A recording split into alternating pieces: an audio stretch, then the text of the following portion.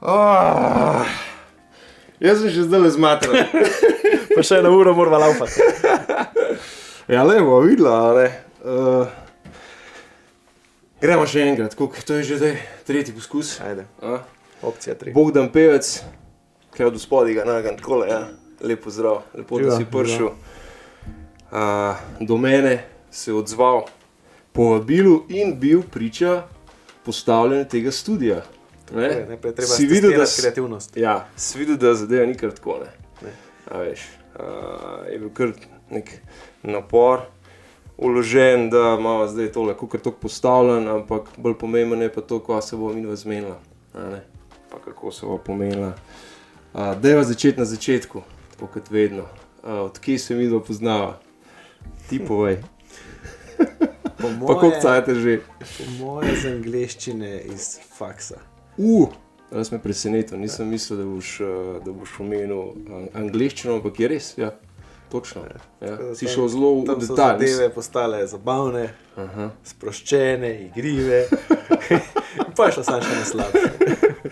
Eni smo poslušali, eni so malo več govorili, ker so znali kaj povedati o angleščini, mi smo se še bolj lovili takrat, ne? Ampak okay, tudi do tega še prideva. Skratka, poznava se dobrih 20 let v bistvu, ne? Ali pa tam, približno, pol življenja. Tako je. Tako da zgleda, da je tole ena sekvenca oddaj sošolci iz preteklosti. Ne? V prejšnjem intervjuju je bila Urška z mano, danes si pa ti, in takrat ohranjava stike, sva dobra prijatelja, jaz si upam to trditi. Tako da, deva iti najprej, se pravi, v sam študij. Kaj si počel med študijem, ali pa lahko drugače zastavil, ker sam vem, da ne boš povedal, kaj vse si, razumeš, kaj vse si dosegel v sklopu, ne vem, študija, pa na splošno službene, poslovne kariere do zdaj. Tako da lahko jaz, če si za to preberem par stavkov. Nekaj stvari sem že vedel, sem pa danes preden so se tukaj dobili naredil eno kratko raziskavo. No. In gre takole, tako da boš vedel. Čakaj. Si pa veliko napisal. Ja, sem kar veliko napisal, sem bil priden, ne. Ja, sem videl to. Ja. Pa kuli, nobene tipkovnice. Skratka, študiral si na ekonomski fakulteti, kjer si za diplomsko delo prejel Prešernovo nagrado Univerze v Ljubljani.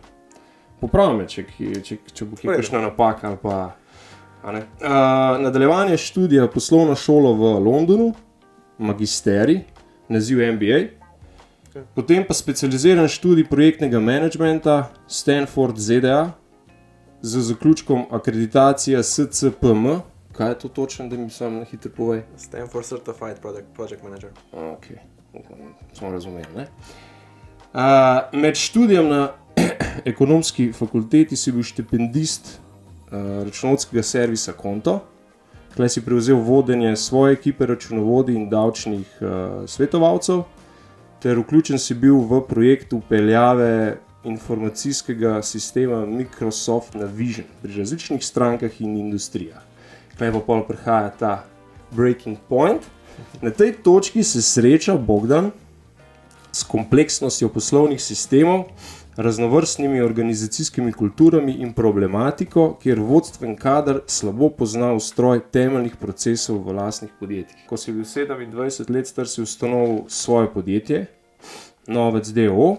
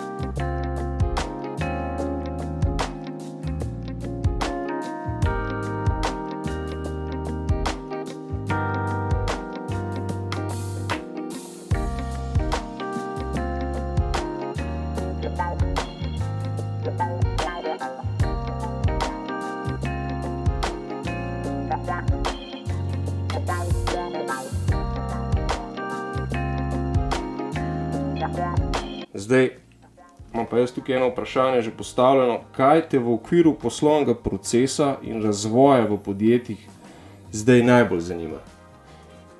Kateremu področju poslovnega procesa se najraje posvetiš in ali bi se rad še bolj posvečal v prihodnosti? Pa lahko narediva le en tak neformalen pogovor, kljub temu, da je mogoče bil uvod malenkost bolj formalnega značaja. Tehnično v bistvu stvari, ki jih rabiš pri vodenju oziroma pri organizaciji, postavljanju organizacij ali pa spreminjanju organizacij, po parih, bom rekel, krogih, ki jih otečeš, usvojiš. Se pravi, finančni del ima nek svoj proces, tehnični del je odvisno od industrije, ima nek svoj proces, ampak stvari so relativno enostavne, pa predvsem linearne, ima nek začetek pa nek konc. Kar pa je pravzaprav neka taka stvar ali pa področje, ker pravzaprav ni konca, je pa samo vodenje, se pravi delo z ljudmi, razumevanje pravzaprav njihovih izzivov, njihovih težav, kako oni dojemajo stvari, ker seveda ti kot vodja vedno v glavi imaš pač neko vizijo, veš, kako hočeš peljati, kot management team se pogovarjaš, veš, kako stvari grejo. Seveda ljudje na drugi strani pa nimajo takega uvida, take percepcije, ne doživljajo tega na ta način. Oni pač, veliko ljudi recimo pač pride na šiht in pač on rab stabilnost, rab nek začetek, konc, zato da gre domov, da ima dopust, da ima vikend fraj in tako naprej. Seveda ti pa poskušaš s tem, kar imaš, narediti po eni strani čim več, po drugi strani pa narediti delovno okolje, ki bo čim bolj varno, čim bolj stabilno, zato da se bojo vsi dobro počutili. In včasih seveda forsiraš to določene stvari, pa greš čez neko mejo, kar bi ljudje rekli, razumnega, ker točno veš, da če ne narediš koraka naprej, narediš preskoka naprej, na dolgi rok ne moreš vzdrževati stanja, ki ga danes nudiš. In to je pravzaprav tisto, kako zdaj do teh ljudi pristopati, kako se z njimi pogovarjati, kako to njim razložiti. Ker je pa tudi, kar opažaš, je pa to, da če nekomu, ki ni pripravljen videti širše slike, ali pa razumeti širše slike, lahko to predstavlja stres, lahko vzbudi nek strah, ki pravzaprav ni utemeljen, ampak pač, ker imaš nek strah pred neznanim, lahko potem ljudje postanejo potem malo anksiozni, pa ne vejo točno, kaj bi, pa to zdaj bo to tako, ne. Tako da je treba loviti neko mejo med tem, do kere mere stvari razložiš, jim daš neko širši uvid, kere stvari pa, ki v bistvu so, bom rekel, malo bolj stresne, negotove, zadržiš zase in potem pri sebi predeluješ oziroma z ožjo ekipo, ki se pač, bom rekel, na istem nivoju pogovarjaš o problematikah in vsi vemo, ok, so potencialni problemi, so realni problemi, to so tveganja in pa se odločimo, kam gremo. Kaj se ti pol zdi zdaj po vsem tem, kar si povedal, da v podjetjih obstoječih, recimo v furanih podjetjih, da tako reči, po tistih novo nastalih, kaj najbolj škripa, kje se nahaja največja vrzel ali pa? Jaz mislim, da je glavna vrzel vseh problematik v podjetjih, ki nastajajo, recimo, ker imaš hitro dobro rastoča podjetja, so uspešne zgodbe in potem kar naenkrat začne nekaj stagnirati. Se mi zdi, da se skriva v prepričanjih. Pač jaz sem prepričan, da je to tako. Potem, in več, ko je teh prepričanj, še posebej, če so prepričanja na top managementu, manj je pravzaprav razmišljanja. Ker pravzaprav to je isto kot v življenju ali pa pri vsaki stvari, ali pa pri športu. To sam veš, pač moraš iti do meje, ker rečeš, ok, sem probal maksimum, pa je bilo dobro, pa tudi če nisi dosegel mogoče tistega, kar si se dal, ampak vedel si, naredil sem maksimum. In v podjetjih je isto, se pravi, vedno moraš probavati nove in različne stvari, zato da počasi lezeš naprej.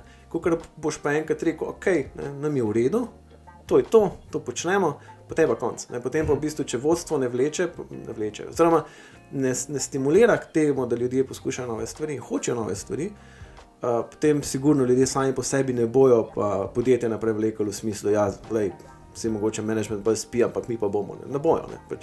Potem vse skupaj se umiri, je super, potem pa zdaj, če pa recimo sledijo še slabi finančni rezultati, potem pa sledi še apatičnost, pa dobri ljudje grejo, potem pač ni glih to nek srečen prostor, kjer bi človek želel delati. In ti si bil priča temu procesu, ki si ga kar omenil, kar v nekih podjetij. Ti si bil v bistvu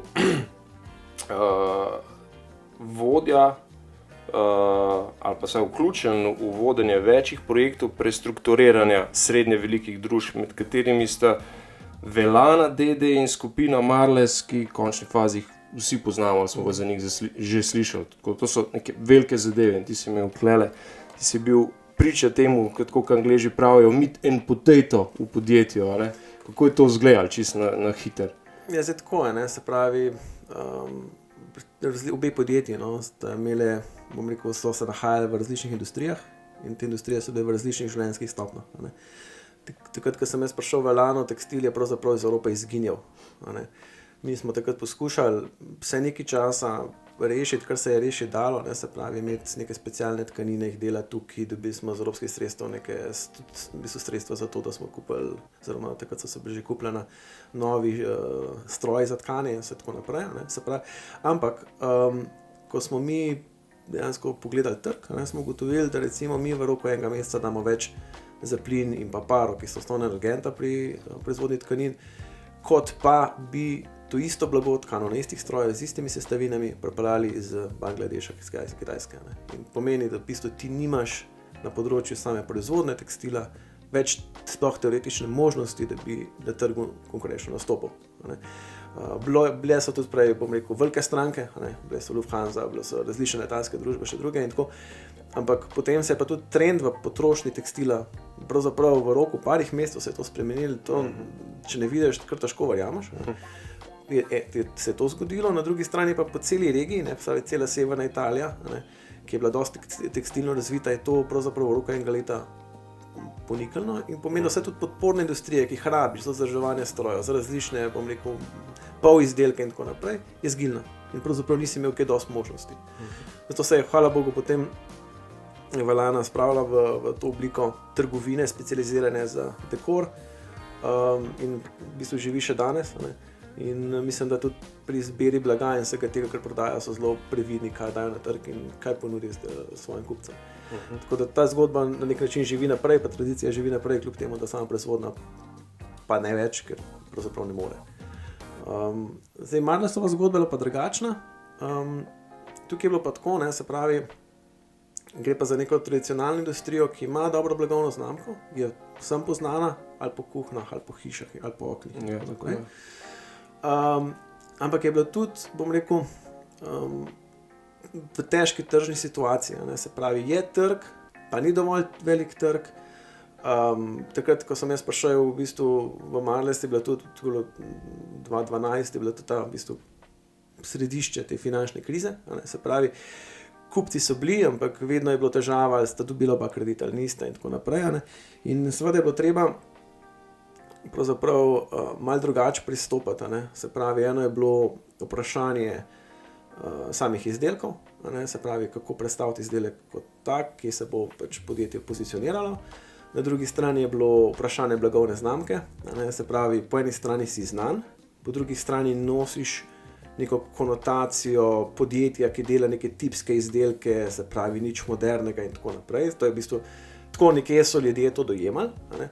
In je bilo treba veliko stvari narediti, da so začeli sprejemati informacije, sploh, da so jih sploh hoteli slišati, ker pravzaprav dejansko realno pa Marles dela večino objektov čisto individualno. Še posebej v tujini, ko gre za velike, prestižne objekte, to so čisto individualne gradnje, ki nimajo nobene veze z neko tipsko gradnjo. In na velikih področjih, od tesnenja do toplotne prepustnosti in vse naprej, je pravzaprav vodilno podjetje v regiji. Ampak seveda, zdaj, če te kupci postavijo v isti imenovalec z podjetji, kao ti si neki tipski proizvajalec, ti seveda ti tega znanja pa te kakovosti v ceni ne moreš upravičiti, ker kupac pa primerja, koliko stane kvadratni meter. In mi smo potem veliko stvari na različnih trgih spremenili tudi nekaj te proizvodnega procesa, tako da pravzaprav podjetje takrat je nekako prebrodilo to težko situacijo in se danes dobro super in vrhunsko dela doma in tudi v tujini. Da mi pa povej, kaj pa zdaj recimo delaš, pa koliko od tega, ki si se naučil, verjamem, da je tega kar veliko uporabljaš zdaj v praksi svojega poslovnega delovanja. Zdaj delam pa čisto drugačnem okolju. Se pravi, prej sem bil v vseh teh podjetjih eden najmlajših, zdaj sem pa eden najstarejših. In se v bistvu srečujem z mentaliteto generacije Z. Kako si se pa s tem sprijaznil? Ja, mislim, veš kako je, ne? Dejansko, jaz v bistvu, če tako gledaš, Velana, Marle, Slitostroj in tako, so bili kar, bom rekel, taki slovenski stereotipni dinozauri, ne? Ker so veliko stvari, veliko navad, veliko tega je okoreninjenega. In potem priješ neko hajske okolje, to je pa čist drug svet, ne? Se pravi, že na sam način komunikacije, ne? Se pravi, zelo malo se uporablja mail, kar je interno, je vse Slack, je vse, dajmo se zmeniti, cak. Ni zdaj nekih hudih politik, ni političnih iger v smislu, kaj bomo, kako bomo, ampak gre za preprosto razmišljanje, kaj se v tem trenutku najbolj smiselno ali pa splača narediti. To lahko zjutraj ob kavi se zmeniš in popoldne se že dela ali pa je že narejena, ne? Se pravi, so eksaktne in hitre odločitve, ne?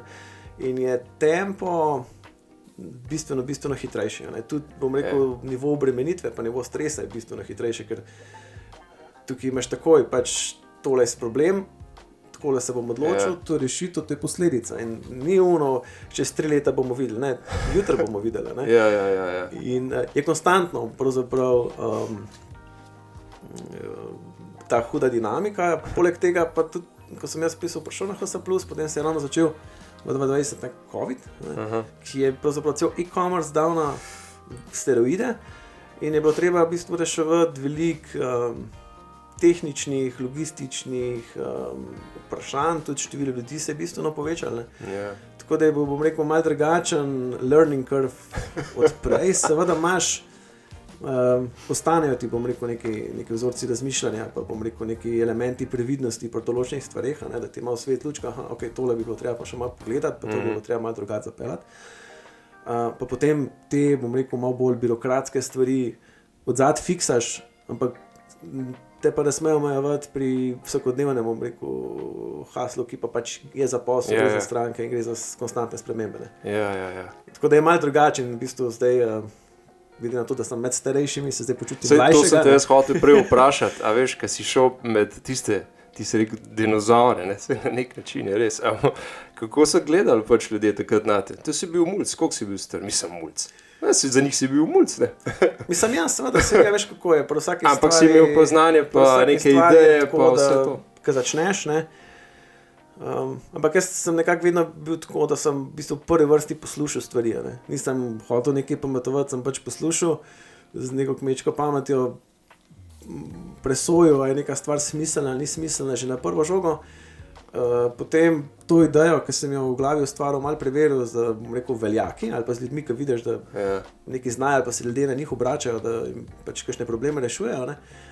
In šele pol, ko pač dobiš neko podporo, pa nek smisel, pa neko celoto, pol v bistvu pravzaprav ti lahko prideš ven in rečeš, ok, ne, zdaj bomo pa tole spremenili, ker zato nima smisla. Ne. Ker definitivno pa tudi, če bi bili predlogi dobri, ne, pa čist na mestu, če bi kar s prve žoga v letu, verjetno to ne bi šlo. Med drugim imaš tudi lepo zastavljeno, zasnovano spletno stran, BizStrive. Ja. Tlele mi je všeč tale namen, ne, ki je opisan na spletni strani, ne, da je sama blog stran namenjena ljudem, ki delajo posel, sprejemajo resne poslovne odločitve in se zavedajo, da nikoli ne veš vsega, ter da nikoli nisi dovolj pameten, da ne bi sprejel napačne odločitve. Zelo taka prizemljena teza, ki valjda pije vodo. Da mi povej, a imaš v zvezi s tem BizStriveom tudi za prihodnje kakšne načrte? Osnovna ideja pravzaprav je bilo malo komentirati, pa bom rekel javno tudi malo izpostaviti problematiko, ki se v slovenskem gospodarskem prostoru kaže. Pa v bistvu pravzaprav usmeriti pozornost na tiste pomembne stvari, ki vplivajo na uspeh. Ker zdaj dostikrat pač po poročilih slišiš, ja, bomo financirali državne investicije, razvoj in tako naprej. In tudi, ko govoriš, ne vem, ko se pogovarjajo o zelenem preboju in vseh teh zgodbah, pač, če malo zadje poznaš iz vidika energetike in tako naprej, hitro veš, da pač to je vse skupaj larifari in ni sustainable in na v bistvu naslednjih 5 letih ali pa 10 letih to je nemogoče izvesti. Ne. Pač v podjetjih smo mečkam bolj prizemljeni, ne. Stvari pač res kritično delamo, po eni strani delamo velike preskoke, ne, po drugi strani pa konstantne marginalne spremembe. In predvsem, kar je važno, je to, da odgovarjamo za stvari, ki jih delamo. Ne. Medtem, ko se v evropskem prostoru, ne, ta odgovornost kar malo izgubi. In potem nekako je bila ideja, ko sem začel pravzaprav to pisati, ne, pravzaprav to malo izpostaviti, dati različne vidike presojanja. Sicer potem je malo čas ujel, ni šlo vse. In pol pa tudi tako, ne, sej da je veliko, ampak načeloma sem vedno tako rekel, če pač nekaj objavim in napišem in dam gor, pač mora imeti stvar repa glavo, mora biti kvalitetna vsebina, ki pravi, so nekaj daje, tudi če si vzame tisti 3-4 minute, a drugače pa boš, da ne objavim. In zato tudi, bom rekel, ne vem, zadnji let nisem kaj dosti objavil. Ker se mi zdi, da seveda vedno ti lahko neko stvar kritiziraš, ne? Ampak zdaj, če jo kritiziraš, je seveda treba tudi nek konstruktiven okvir dati, kaj pa bi zdaj drugače naredil, pa kaj misliš, da je boljše. Argumente na mestu. Brez tega ni smisla. Ne? Zakaj pa rabaš časa, ne? Ker pravzaprav vedno lahko najdeš neko rešitev za nek marginalen problem, ampak dati neko širše razmišljanje, da je pač neka stvar pa smiselna, pa v to smer bilo boljše, ali pa se kaže, da je boljši iz izkušenj, zato pa rabaš malo več časa. Sklepam, da imaš v smislu samega svetovanja in pisanja, tovrstnega ustvarjanja, kar nekaj ambicij za prihodnje, ne? Ker mislim, da imaš kar nekaj za deliti pa podeliti med poslovne ljudi. Da bi rekel, da taktiziram na kariero, ne. Zdaj trenutno, mislim, če gledamo vse skupaj, kako se je odvijalo, je bil zelo tok življenja, kako greš. Nekaj sem se namensko odločil, nekaj mi je življenje tako propalalo. In tudi zdaj trenutno, kar počnem, sem čisto v flowu in pravzaprav to, kar delam in drugih stvarih ne razmišljam in mi je okej. Niti, bom rekel, ne razmišljam o tem, kaj bom pa jaz čez 5 let. Ker zelo se veš.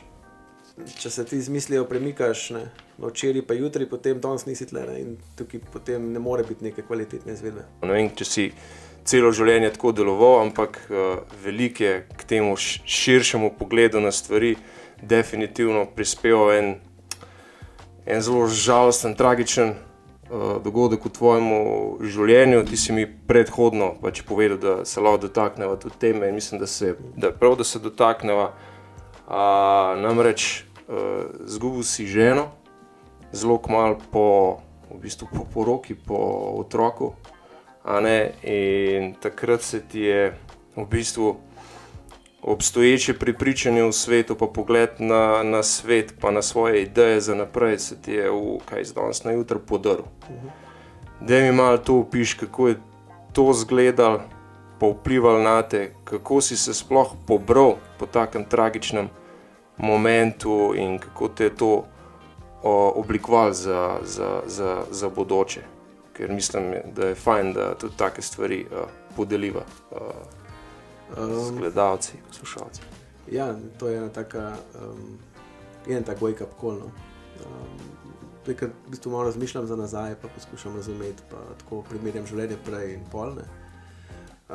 Nekako se mi zdi, da ljudje živimo v nekem mehurčku, v nekem toku, ki ga družba ustvarja s svojimi normami in svojimi pričakovanji, ne. Bod priden v šolo, narediti službo, se poroči na otroke in tako naprej. Vse te kljukce od klukaj. Vse delaš prav, ne, in zato imaš, bom rekel, nek lažen občutek, da si varen, da je življenje pod kontrolo, ne.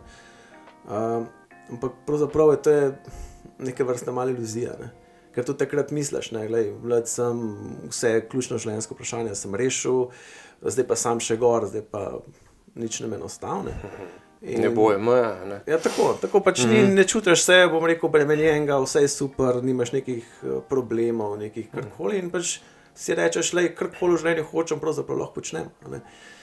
In potem se zgodi ena taka stvar, ne, in vse to, kar ker si pravzaprav imel v glavi razčiščeno ali pa si predstavljal kot življenje, kaj so tvoji cilji, kaj so tvoje ambicije, ne? Pravzaprav zgine. Se pravi, na nek način, ne, zdaj, če si z nekom nekaj časa, ne, in pač se poročiš in razdelaš svoje življenje, ne, to, da sva mi dva, ne, potem pa to postane neka entiteta. Ne, si pač sva mi dva, ne, vedno pač mi dva razmišljava, mi dva delava neke stvari skupaj. Tako naprej, ne. In zdaj pač, ko pa takole ostaneš sam, pa ta entiteta pravzaprav zgine, ne, in pa imaš v bistvu več front, ne, sam s sabo. Ne. Eno je pač samo žalovanje, ne, kot fizičen proces, ki pač traja, kolikor traja, različno po vsakem človeku. Druga je pa v bistvu ta mentalni boj, ne, sam s sabo, v smislu, kaj zdaj jaz sem, kaj zdaj jaz hočem. Ne. Rekonstrukcija samega sebe, tako, oziroma tega, tako, v bistvu čist reset. Zdaj, reset, ja. In gre recimo čisto osnovne ali pa elementarne stvari, ne. Se pravi, ti si vedno bil navajen govoriti, ne, mi da bova razmišljala, mi da bova to, ne, da greš potem nazaj na pojem jaz, ne, kakor si ga imel pred 20-ih, ne, jaz bom, jaz razmislim, jaz razmišljam, ne, pa ne gre tle za neke filozofske stvari, ampak gre za preprosto stvar, ne, kdo bo zdaj, ne vem, pospravil stanovanje, kdo bo vzel vodo, posodo iz pomivalca, jaz, ne, kdo bo, ne vem, rezerviral dopust, jaz, kdo bo, ne vem, karkoli v življenju naredil. V bistvu nimaš več wingmana, nimaš več nekoga, s katerim pač si neke stvari čist podzavestno si razdelil in stvari so šle, ne da bi se kdo s tem rabo kdaj pogovarjati, ti boš to in to, ampak pač normalno to pride. In potem pač kar naenkrat ugoviš, shit, ne, pa jaz sam tle, jaz moram to sam vse delati. Ne. In ne, na začetku valjda, dokler bolezen traja in tako naprej, se fajtaš in v bistvu niti ne razmišljaš. Pa pride seveda stvar za tabo, ne, in imaš tako božjo jezo, ne, na cel svet, na življenje, ne vem, po eni strani. Ne. Po drugi strani imaš pa tako praznino, oziroma nevoljo, niti ne veš, tako, ne, kaj boš zdaj, ne, kako zdaj to zdaj nastaviti. Tako da je to kar zelo, bom rekel, tak ups and down pot, ne, pa imaš dobre dneve in slabe dneve. Ne. In tudi pol, no, ko v bistvu po parih mestih, recimo, ko v bistvu, veš, ko se enkrat soočaš, ne, imaš v bistvu fazo negacije, fazo jeze in tako, ne. Pol paš pa na eni točki sprejetje, ne. In ko pač priješ do tega sprejetja, ne, seveda pa se šele začne, ne. Pol se začneš ukvarjati, ja. Kaj pravzaprav pa zdaj, ne. Mislim, zdaj si se nekako sprijaznil s tem, si se pomiril s tem, zdaj pa pač kaj zdaj, ne. Kako? In pa imaš ta, bom rekel, tak čuden paradoks, ne. Po eni strani veš, da moš naprej, veš, da moš premisliti, se premakniti, vse skupaj, ne. Po drugi strani imaš občutek, zdaj pa če jaz to bom, ne, jaz zdaj tega človeka izdam, ne, zdaj pa zapuščam, ne. In je kar tako, ne, mislim, ne na racionalni ravni, racionalno ti je jasno, ne, pač greš naprej, ne. Ampak na emocionalni ravni pa v bistvu je kar tak močen fight, pravzaprav sam s sabo, ne. Zdaj tle joke je, ti imaš, veš, si bral podobne knjige kot jaz, ne, od Toleja do Louis Hay, do vseh teh znanih avtorjev, ne. Ampak ti ne pomaga kaj dosti, ne, ker na koncu vse moraš rešiti sam, ne. Vsi ti dajo nek miselni koncept, dajo ti nek unikaten boj, ne. Ja, tako, čisto, v bistvu. In tudi pričakovati, da bo nekdo ti nekaj pomagal, nekdo nekaj rešil, ne. Ni smisla, to je v bistvu nekaj, kar pač moraš rešiti sam pri sebi, ne. Ti moraš sam sebe rešiti na nek način, ne. Da se premakneš nazaj v nek stabilen svet in življenje. Se pravi, tebi se je v bistvu ob racionalnem pogledu na svet, v katerem si pač dober bil in si in tako naprej, odprl še drug pogled, s katerim si se mogel spoprijateljiti, to je pa ta emocionalen, mogoče ta manj otipljiv pogled na svet. Šele na tej točki si se ti v bistvu seznanil z meditacijo, recimo, pa s temi zadevami, da je to malo piš ta prehod. Ja, tako je, ne. Ko si, bom rekel, v tej fazi žalovanja ali pa pač greš čez to fazo jeze, praznine, ne vem, karkoli, ne. ti v bistvu rabiš nek ventil. Ne? Ti v bistvu iz dneva v dan greš z razumom, ok, zjutraj staneš, otroka peleš v vrtec, greš v trgovino, zrihtaš stvari, greš v službo, vse pač zrihtaš. Ne? Ampak to nisem notara, ne, bi te pa kar raznesala. Ne? Pa kar ne veš, kako zdaj, s čim to zdaj to rešvati. Se pa ljudje različno pristopajo. Ne? Eni grejo v ekstremen šport, eni grejo pač v bolj temačne stvari, grejo v alkohol, grejo v droge, grejo v nekaj. Ne? Jaz sem pač končal v duhovnosti. Ne? Zdaj, probal sem različne stvari, ki sva bila tudi skupaj sva šla. Samo na par zadevic, kaj je bilo ok, pa kaj ni. Ne? Pa tudi zdaj, še sam pri sebi ne vem, tako kar nazaj razmišljam, pa tudi, kad delam samohipnozo, a zdaj vse te stvari, ki jih doživljaš tekom tega procesa samohipnoze, so stvar sugestije, so domišljije in so nek plod vsega tega, kaj sam sebi prodajaš. Ampak kakorkoli, jaz sem takrat v enih 4 mesecih pravzaprav je meni ta pritisk v sebi, ki ga imaš, je spustil. Tako da jaz se pravi nikogar ne prepričujem v nobeno stvar, ne v Boga, ne v višjo zavest in red in tako naprej. Ampak jaz vem, da pač meni je pomagalo in meni pomaga tudi, ker pač je stres in tako naprej, da sem verim in pač pridem nazaj k sam k sebi in grem potem drug dan normalno naprej. Se pravi, najdeš, oziroma si najdel neko zatočišče, ki ga predhodno nisi niti malo poznal. Mislim, če karikiramo. Niti poznal, tudi ignoriral vse, kot mi je to tudi ignoriral.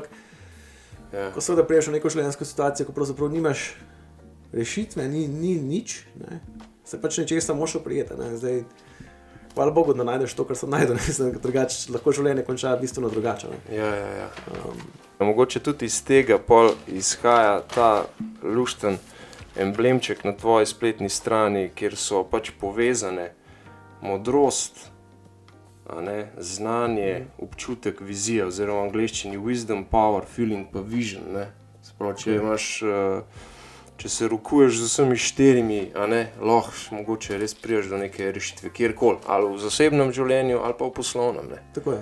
Poleg meditacije, hipnoze si rekel, kaj te še sprošča, kaj so tvoji hobiji? Hobija je več, odvisno zdaj, kaj ti paše, koliko si, bom rekel, pod stresom, koliko si spočit, kakšne volje si. Zdaj, zadnja leta mi je kolo prišel k srcu, veš, da se vozim tako kolo. Ja, se kdaj ostaviš, fajn. Pridno nabiram kilometre. Ja, jaz sem skozi za star pripravljen, še kje za gusti. Potem nekaj časa sem, bom rekel, zaplaval tudi v športno streljanje. To je bilo v bistvu malo povezano s službo, malo z združenjem, kar je bilo tudi mogoče meni tisti trenutek v redu, povezano na prejšnjo temo, je to, da sem pač malo med drugačne ljudi, z drugačnimi interesi, z drugačnim pogledom na svet, in mi je to pač pasal, da malo preklopiš in greš, ne vem, se vzameš eno soboto, ko greš na tekmo in v bistvu odmisliš vse in si pač res sam s sabo in se imaš fino. Tako da v bistvu dve sezoni sem tekmoval, potem pa zdaj pa v bistvu čist, bom rekel, za lasten užitek sem pa veselje, pa pač takole, pa še enega kolega kdaj povabim. Ja. Kaj pa šport poleg kolesarjenja? Misliš, vad bazengijem. Splošno, ne? To pa je že kar nekaj časa, no. V bistvu že koliko zdaj, 3-4 leta, z Gregatom, 2-krat na teden. Malo pomigava, se pravi, me spravlja v vse možne občutke nelagodja lastnega telesa z različnimi vajami. Takoj, ko je v igri žoga, ali kakšne ISO vaje, so občutki nepopisni. Ampak, je pa nujno, glede na to, v bistvu, kaj počnem, koliko sedim, koliko se gibljem, da se pravzaprav ukvarjam s to vadbo. In ker prej sem jo vedno, to sem slišal kar reklama za Kozmodisk, ampak res sem imel kar nekaj let težave s hrbtenico, in zdaj kar 4 leta v bistvu z Gregatom delava te vaje in pač različne stvari, teh problemov ni. Cool. Vse tudi danes je v bistvu po treningu sem prišel. The best. Torek in četrtek. Odlično, odlično. Ej, daj mi še eno napotilo, eno vodilo za življenje mi omeni. Tako, praktične narave, ki ga sam uporabljaš, mogoče kar dnevno. Kva se ti zarola po glavi, če se moraš s čim spoprijeti, ker ti ni najbolj Ja, predvsem je lagodno. vprašanje, ali je vrednost vložiti toliko energije in v bistvu se prepustiti stresu, ki ga neka situacija povzroča, ali pa se ti kaže, da ga bo povzročila, ali ne. Ne? Ker zdaj se veš, ljudje se hitro stresiramo. Ne? In višje, ko je neko problemsko stanje, s katerim se soočamo, ne? Višje, ko ti pade na vrednostni sistem, ne? Se pravi, a bom koga razočaral, a mora biti performance dober, ali ne vem, karkoli pač posameznik ima, ne? Večji stres nam to povzroča. Ne? In nekako moraš sam pri sebi imeti to kontrolo, da rečeš, mislim, vse je sam problem, vse, to zdaj ni moja osebna stvar, pač bomo. Ne?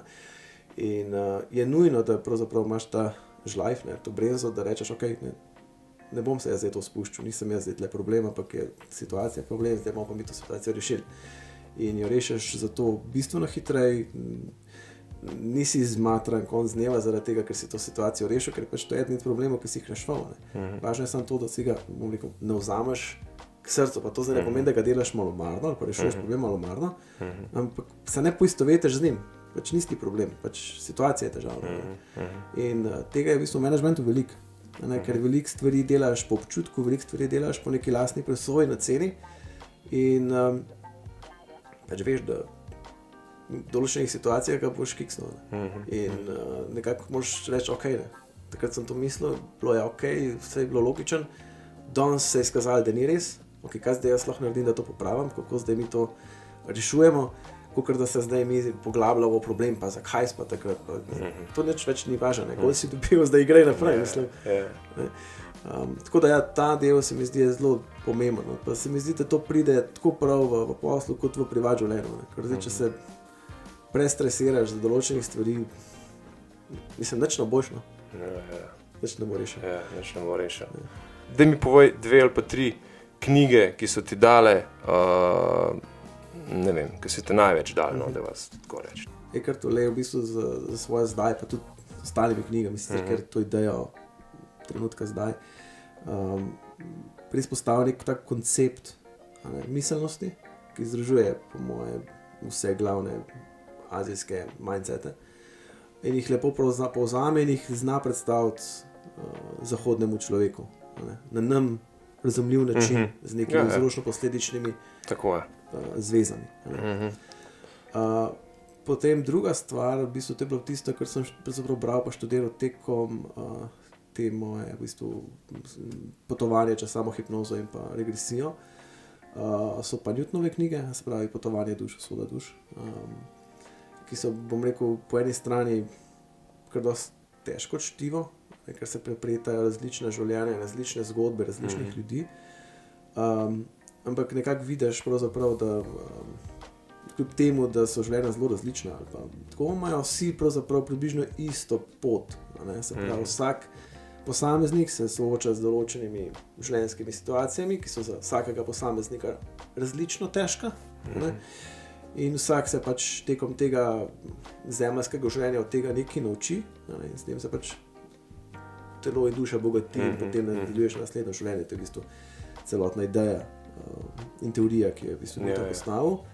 Ampak v osnovi same življenjske nauke in situacije in tako naprej, ker ti dajo misliti to, da pač ugotoviš, da nisi čist nič posebenega, da si čist tak kot čist vsi ostali in da ok, se ti je zgodilo nekaj hudega ali pa težkega, ampak se je zgodilo veliko ljudem še veliko hujše. Tudi na te skupine, ki so hodile, če se spomniš, so bili ljudje, ki pač so imeli bistveno hujše življenjske zgodbe za sabo in potem tudi najdeš neko motivacijo, se rečeš, gledaj, če nekdo, ki je imel tako pa tako izkušnjo, ki je čisto objektivno gledano ali pa tudi če emocionalno gledaš, ni važno, bistveno bolj zahtevno, pa ima voljo življenja, hoče nekaj narediti, hoče naprej in tako naprej. Tako da te so sigurno bile ene take pomembne knjige. Sicer pol, ok, imaš Različne potem avtorje, ki govorijo o field teoriji, pa tem matriki in tako naprej, pač to so res težne stvari. Ampak ok, nekaj jih prebereš ali pa prebereš del knjige, da vidiš logiko. Mene to ni nikoli to pritegnilo, da bi šel to zdaj študirati. Pa je pa še Louis Hay za svojimi praktičnimi življenjskimi informacijami in tako naprej. Je pa tako, se mi zdi, to je neko tako obdobje, ko pač to prebiraš, ker te zanima, ker pač se mi zdi, poskušaš razumeti samega sebe, pa svoj miselni proces, pa svojo manifestacijo čustva, pa tega, kar doživljaš kot realnost. Potem pa pač prideš naprej, pobereš druge stvari in delaš druge stvari. Še zadnje vprašanje, ker nočva, da nama spet kamera zataji, a bi mogoče kaj gledalci, poslušalci še podelil, ne vem, kakšen kakšno modrost, naučeno iz tvojih lastnih izkušenj. Mogoče ne toliko prebrano, ampak naučeno. To je dobro vprašanje.